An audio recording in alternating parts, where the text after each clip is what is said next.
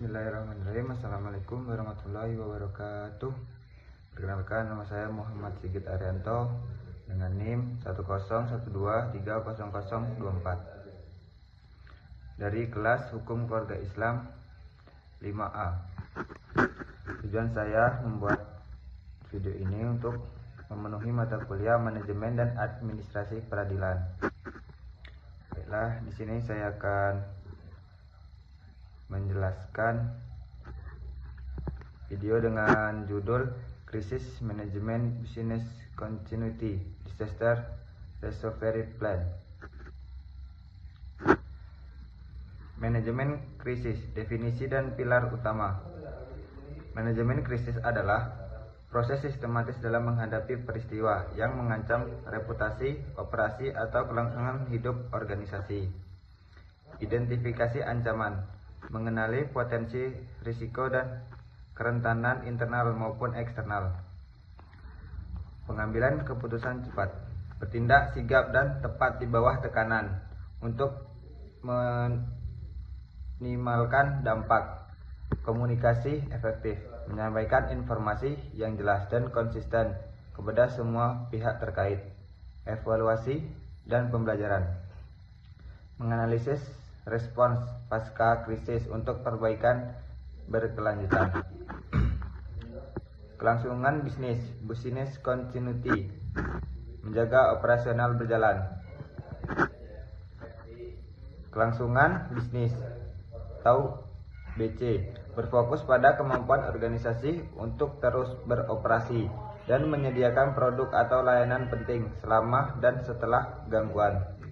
Ini melibatkan yang pertama, identifikasi fungsi-fungsi kritis.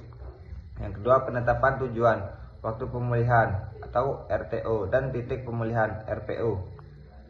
Pengembangan strategi dan prosedur untuk mempertahankan operasi. Tujuannya adalah meminimalkan waktu henti dan dampak finansial saat terjadi insiden. Rencana pemulihan bencana, disaster recovery plan, bangkit setelah gangguan. Rencana pemulihan bencana atau DRP adalah bagian spesifik dari BC yang fokus pada pemulihan sistem teknologi informasi dan infrastruktur setelah bencana. DRP memastikan data dan aplikasi yang penting dapat diakses kembali. Yang pertama, pencadangan data, melakukan backup data secara rutin dan menyimpannya di lokasi terpisah. Yang kedua, sistem redundan, menyediakan infrastruktur cadangan untuk mengambil alih jika sistem utama gagal. Yang ketiga, prosedur pemulihan, dokumentasi langkah-langkah detail untuk memulihkan sistem dan data. Yang keempat, pengujian rutin, melakukan uji coba DRP secara berkala untuk memastikan efektivitasnya.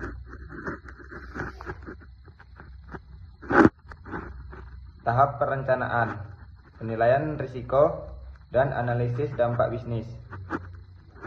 Langkah awal yang krusial adalah memahami apa yang bisa salah dan seberapa besar dampaknya. Ini melibatkan dua proses utama. Penilaian risiko, risk assessment. Pertama, mengidentifikasi potensi ancaman, misalnya gempa bumi, serangan siber, dan pandemi. Kedua, menilai kemungkinan terjadinya dan tingkat keparahan dampaknya. Yang ketiga, prioritaskan risiko berdasarkan urgensi dan potensi kerugian. Analisis dampak bisnis, business impact analysis, BIA. Yang pertama, menunjukkan fungsi dan proses bisnis yang paling kritis. Yang kedua, mengukur dampak finansial dan operasional jika fungsi tersebut terganggu. Yang ketiga, menetapkan recovery time objectivities atau RTO dan recovery point objectivities atau RPO untuk setiap fungsi kritis. Kedua analisis ini menjadi fondasi untuk mengembangkan strategi yang tepat. Mengembangkan strategi pencegahan, respon, dan pemulihan berdasarkan penilaian risiko dan BIA, organisasi dapat merancang strategi komprehensif. Yang pertama, pencegahan, mengurangi kemungkinan terjadinya insiden melalui kontrol keamanan, pelatihan karyawan, dan pemeliharaan infrastruktur. Yang kedua, respon, prosedur yang tim yang siap untuk segera menanggapi insiden, meminimalkan kerusakan awal dan melindungi aset. Yang ketiga, pemulihan, langkah-langkah untuk mengembalikan operasi bisnis ke kondisi normal atau mendekati normal pasca insiden, termasuk pemulihan data dan sistem. Jadi kesimpulan dan langkah selanjutnya, membangun organisasi yang tahan banting.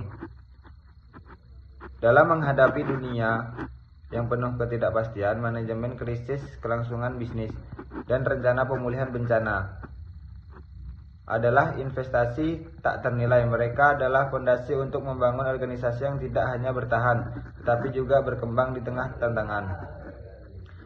Evaluasi berkelanjutan, rencana harus bersifat dinamis, dievaluasi dan diperbarui secara rutin.